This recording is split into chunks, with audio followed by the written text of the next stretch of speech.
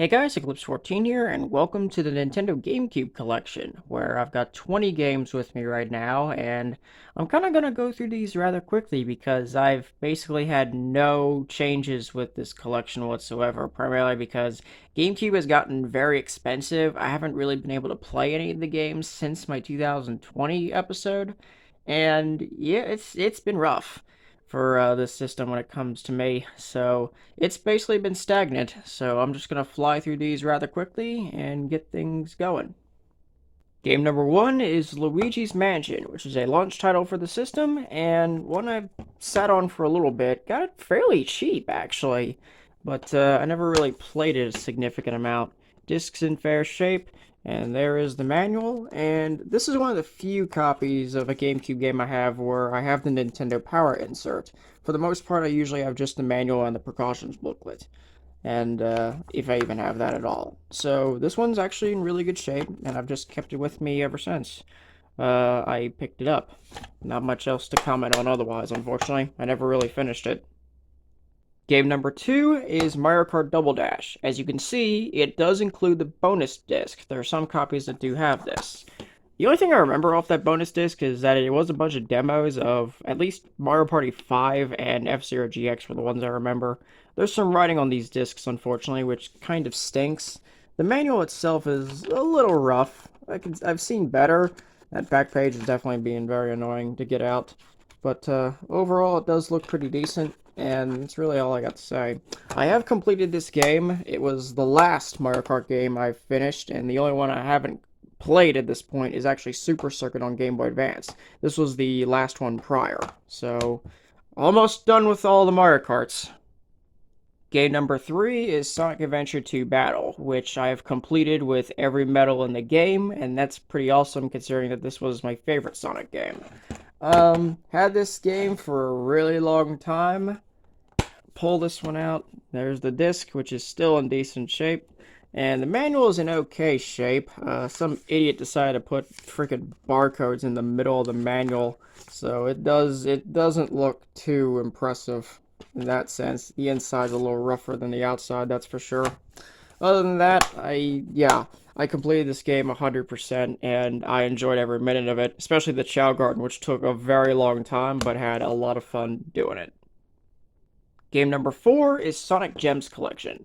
This has several interesting games that were emulated for this system in the form of Sonic Championship, or Sonic the Fires in Japan, Sonic CD, and Sonic R, as well as a couple of the Game Gear games.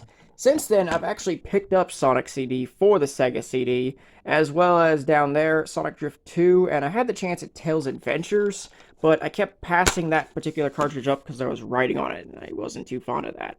There's a disc, manual's in fair shape, and there's also the precautions booklet in the back. Overall, I'm pretty happy with this one. This was actually my first exposure to Sonic CD, and it actually is one of my favorite 2D Sonic games, to be completely honest, because it feels so different and so awesome. I'm glad to be able to say I played the Sega CD version as well. Game number 5 is Burnout 2 Point of Impact. Now, Burnout 3 Takedown is the one Burnout game most people know, but there was a couple games prior to it that were very, very different compared to the third game. Third game is what seemed to get it right. And this was also the last one of the Burnout series to appear on the GameCube, unfortunately. There's the disc, which is decent. The manual is in pretty good shape, with some waving up on the top right. Not much else otherwise, and of course the standard precautions booklet. This was actually a pretty good game. I got through it pretty quickly though, and it's a pretty simple game. I definitely prefer the third game a lot better, but it's nice to know where this thing actually came from. The second game actually is pretty decent for the system.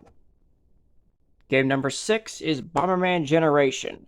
I don't have too much to comment on this one because I got it, played a couple stages, and that was about it. I seem to have some trouble in some spots, and that's what held me back. It's kind of like Bomberman 64 Second Attack, really. Disc is in good shape. The manual is one of the better looking ones, even though there is some waving spots in some areas, particularly this top right. But other than that, it's a good looking copy, and I just wish I could actually finish the game, but I seem to have some trouble, so maybe I'll search around and try it again sometime.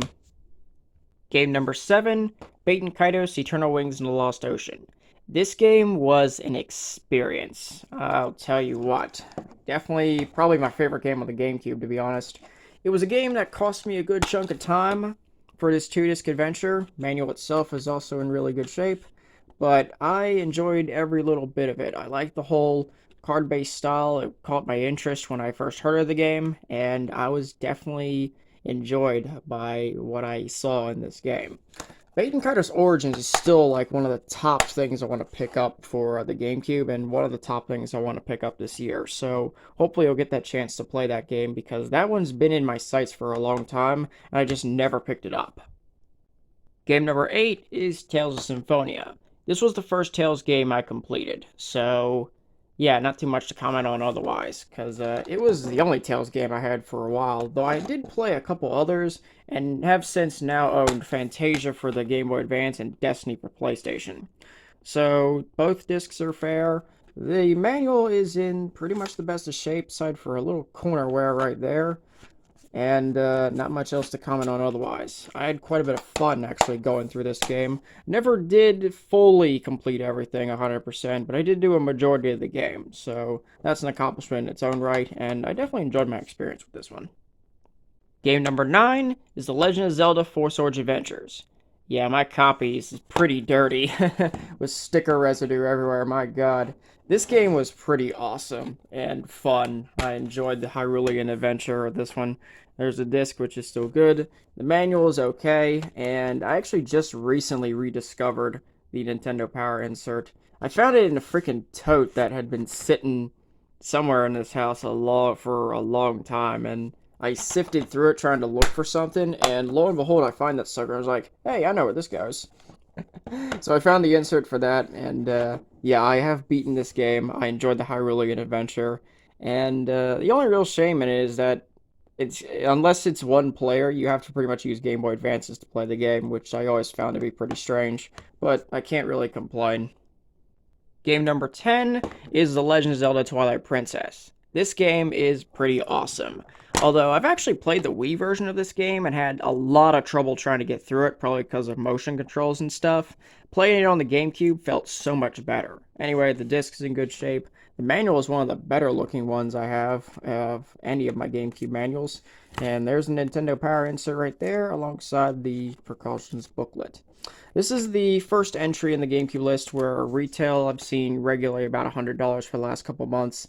Zelda stuff in general has gotten pretty up there. I know Four Swords that I just showed was actually in the 80s at this point, but Twilight Princess has always been a little bit uncommon on the GameCube, probably because it was a very late release, and actually the last first-party release on the platform, and yeah, I had a lot better luck playing it on the GameCube than I did on the Wii. Although I never actually finished it because I got stuck somewhere and just never came back to it. I gotta give it another try. Game number 11 is Kirby Air Ride. It's amazing how a game can control so simply and yet be so entertaining at the same time, and that's what Kirby Air Ride is. It's a neat little racing game. The city trial mode is so chaotic and fun, and it's so enjoyable. The disc up front's a little bit rough up front. There's some scratching up there, but otherwise looks fine.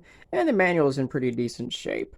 So, yeah, that's pretty much all I got to comment on this one. I could play this for the channel, primarily considering, even though there isn't really like a set ending, the main goal is just to get all 120 missions on each of the 3 game modes, and I have done that. So I have 100% completed this game, and I still enjoy it primarily for city trial. Game number 12 is FZero GX. So, go from an easy and fun game to a game that's brutally difficult, but still fun. Story mode was absolute hell, but I did complete it. Oh my lord. This was easily the toughest GameCube game I've completed. No question. Anyway, there's the disc, which is in good shape. There is the manual, which is also in pretty good shape. And back there is the Nintendo Power insert, I believe, if I can just prop this out. Yep. The manual itself barely has any spineware now that I think about it. Yep, the player's guide and the precautions booklet. So yeah, this game was very entertaining. It took a while to take care of this thing, but it's still so good and so fun. It was brutal getting through story mode, but I did manage to complete it. A Copy of this I've seen go around $70 to $75, so it has increased a good chunk since I picked it up. When I got it, it was around 30 for the medium, so it's definitely risen in price over the last couple years. Game number 13 is Chaos Field. This game is an online order, which is my third in the series. This one in particular, much like Breath of Fire 2 on the Super Nintendo, I literally could never find a copy of this game, and the first time I found a wild copy was last October. Disc is in pretty decent shape. Manual is okay. It's got some waving, and so does the precautions booklet. That has a nice dog ear. Whoosh. Anyway, I never actually finished this game, considering shoot 'em ups are, this one in particular is pretty difficult.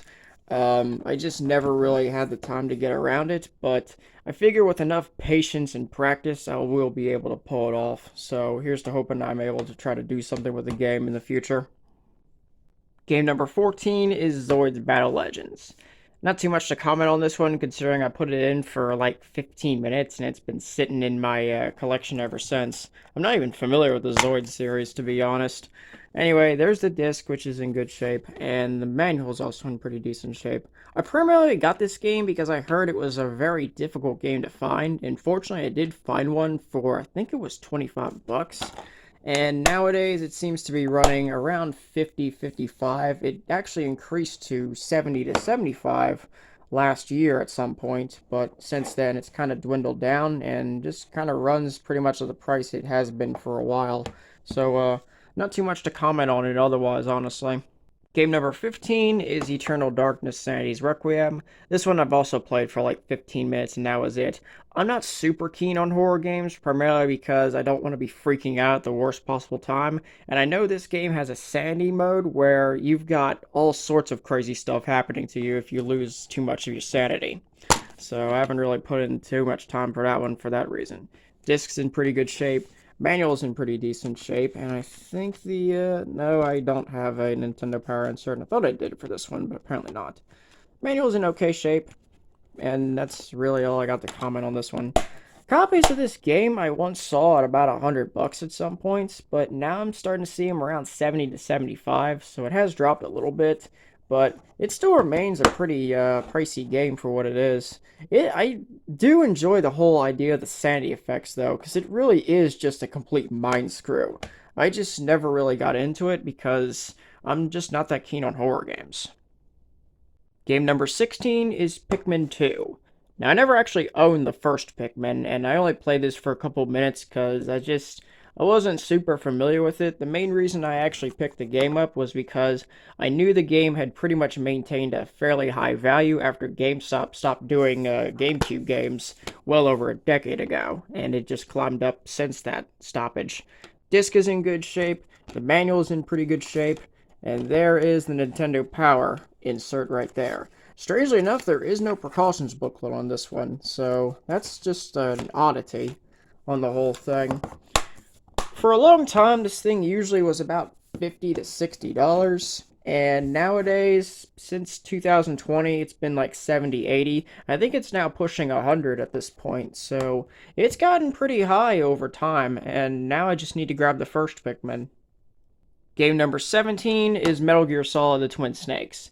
This is a combination of the first two Metal Gear Solid games, and they're refined, so they look a little better, but I kind of lost my memories in terms of this one, because I played the first disc for a little bit, and that was really it.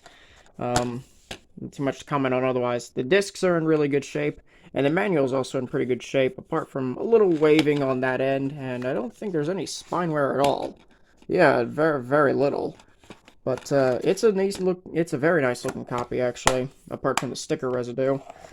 Complete copy of this, for a while I'd seen it like $50 to $60, but after 2020 it seemed to jump upwards to $80, and I'm starting to see them now in the $100 range, so I am glad to get the refined version of the first two Metal Gear Solid games before it got too explosive. Game number 18 is Pokemon XD Gala Darkness. This is one of the few Pokemon games I've actually kept because I'm not too big a Pokemon person. The series just never really clicked onto me for whatever reason, but this was one of the few Pokemon games that I kept primarily because it was one of the first games I played on the GameCube, and this was my second copy overall. Um, Disc is in good shape. The manual is in excellent shape, aside from some spine wear and some waving, but that's to be expected. Precautions booklet right there. The Nintendo Power inserts right there.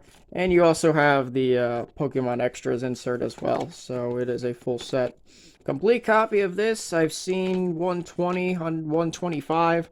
Now I'm starting to see them push into 140, $150. So it's one of my most expensive GameCube games. It's pretty ridiculous how high the demand Pokemon has become. If I had known it was going to get that expensive prior to 2020, I'd have probably picked up a few more games and have been sitting on a gold mine, but again, I just wasn't that big a Pokemon person, and still not. So that's me shooting myself in the foot, but I mean, what can you do in this case?